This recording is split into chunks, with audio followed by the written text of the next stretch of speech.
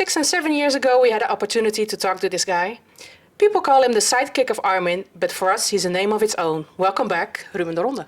Such a nice introduction, thank you. Yeah, it's nice to be back again, yeah. Nice to have you again. You talked before about vinyl special sets. How do you select track differently when playing vinyl versus digital tools? Ooh, that's a good question. I think, well, first of all, if you play a digital set, then you have every track in the world that you can pick from and you can play it. Vinyls you can't. So I remember back in the days it was a sport to get a certain vinyl for the first time. Like you were the person that had that vinyl and you were the only one to play it. And for me right now it's a sort of an addiction. Even this weekend, because I was in Rotterdam the whole weekend, I went to all the record shops that I know just to see if I can find something nice. So did you? I found 2 tracks. So actually it was one is Alice DJ track, Will I Ever, and remixed by Dutch Force, which is rank 1, Benno de Goeie. And even though Alice DJ sounds cheesy, but it's actually one of the best trance tracks ever written. The remix that Benno did for Alice DJ. So that's the one. And I found Y Smoke. I didn't have that one, so those are 2 tracks that I bought this weekend. So yeah. Wow. What's your view on the role of harmonic mixing in a live DJ set? I found the right person to talk to. I'm very, very much into the harmonic mixing. If I play a track which is not in the right key and it mixes and it's not in the same key, then I cringe really hard, really, really hard. And I think it's also in sort of preparing your sets is also a nice way to structure things. For example, yesterday I played the main stage and it was the opening set for 1.5 hours, but I knew that Armin was going to play 5 hours after me, so we had conversations on WhatsApp to see where I would leave him off so that he would take over, because if I would play 140 BPM, then he's going to start with Hello Strings of Synergy. That's not going to make sense. So also with selecting the tracks, I started with a new track myself, which was in a certain key, and then I had Light the Skies from Surfing Disc and Jaren was the same key. So that was, for me, there was a bridge of that's the new track, intro track I made, and then I went to the classics, and then I had Vex in Berlin, which is in the same key, and so for the storytelling, it's very important to me. Yeah. And how do you keep your sets feeling fresh for returning fans? That's another good question. To be really honest, in festival season where you play 2 or 3 sets every single week, I get really bored of my own sets. Really, really, because it's a festival set.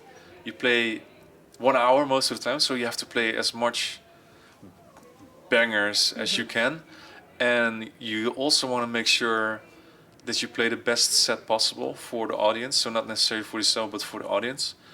So in general those sets turn out quite similar, but if you would play like this weekend, I played 6 sets and I made sure that none of the sets were even comparable to each other.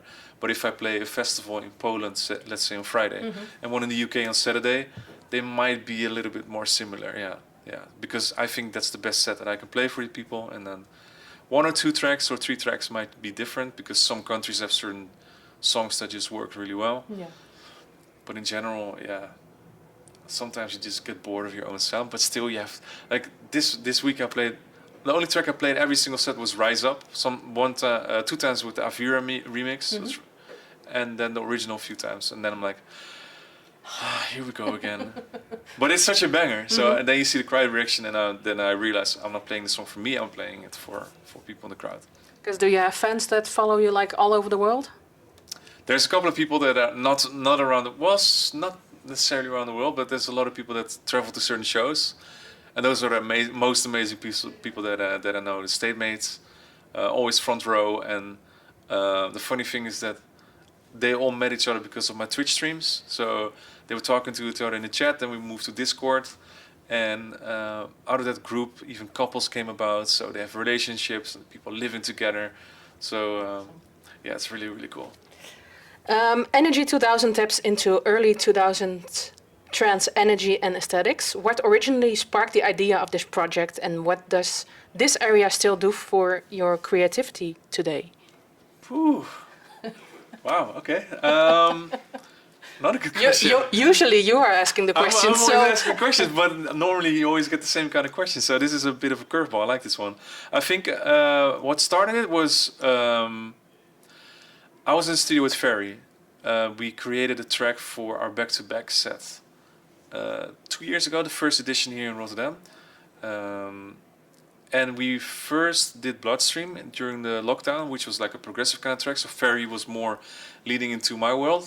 And for Nieuw in a Way, which is for the Dutch listeners, it's Nieuwe Binnenweg, Nieuw in a Way. Nieuwe Binnenweg is the store of the street here in Rotterdam that has all the record stores. So that's where we kind of grew up. So it's Nieuw in a Way. And we went full on like 138, 140 with that track.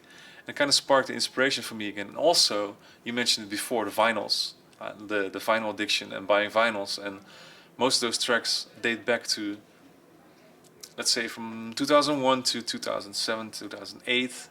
And that's something. There's something about that sound. And because of being in the studio with Ferry, it was also like, hey, I want to do this myself again as well. There. Where was I? With Energy 2000, you deliberately embrace a more raw, nostalgic trance sound. How do you decide where to draw the line between honoring the past and keeping it relevant for today's ASOT audience?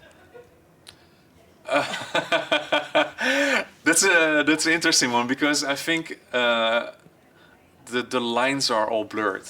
So there's no particular line anymore. So for the Energy 2000 alias, I don't think there's any rules, and it's kind of nice, because for my own music I always have to think about, maybe is this going to perform well on Spotify, is this going to click with the crowd that I have in mind, or are the people that listen to my music, do they like this certain song?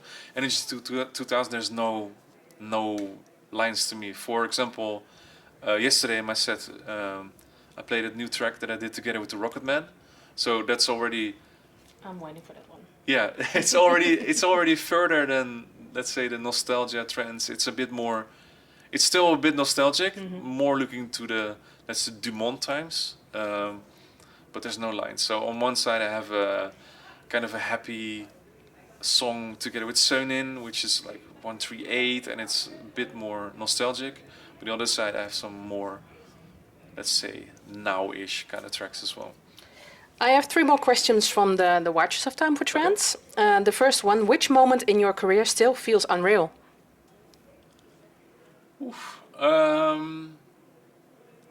There's so many. I have to. If you have to choose one specific one. Choose one. I hate when you do that. One specific thing. I think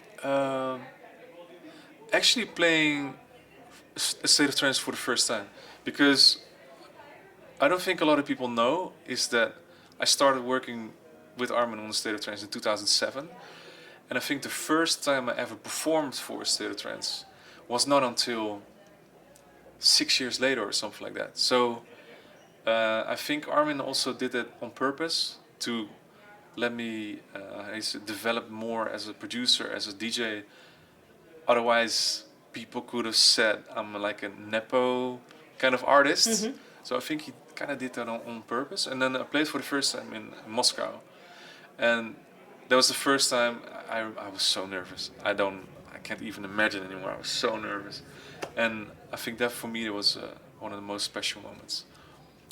What feels better, a flawless set or one truly magical moment in your set? A magical moment, 100%.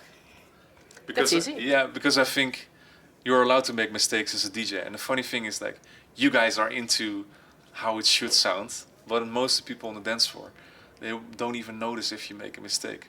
And I always say, if you make a mistake, and we as DJs hear that, you can hear that it's live and not like pre-recorded sets or something like that. Yeah, I remember when Benno de Goeie, he did together with Pete, of course, Rank 1.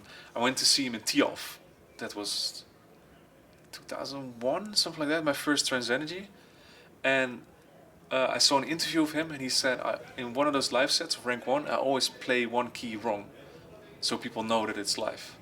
So I was like, oh, okay, that's an interesting approach. But I messed up a lot of DJ sets, to be honest. Like I made so many mistakes. So you probably know the same. Sometimes it just happens. You know? My first time, I had 10 minutes left and I didn't have any tracks with me because no one told me that you have to bring more tracks than just like filling the hour. So I just got the second DJ like, hey, you can come on stage, just do it. So now I prepare like I have 200 tracks with me. I know if the set is like an hour or two, so yeah, I get that. Smart. And if you're in record box, then if you have to play 1.5 hour, make sure that the 1.5 hour, if you count everything up, is at least like 2.5 hour. Yes. So then you'll be fine. Last one. If you couldn't make music, what would you be doing in life? Before I went into music, I worked at Heineken, the beer brewery, and I had a very, very nice job. Sorting everything for events and for clubs and student fraternities. So I would probably still be working there, but at a certain point when Michael Byron from Armada Music asked me if I wanted to work with them, that's when I left all of that behind, and here we are. Wow. Thank you for your time. Thank you.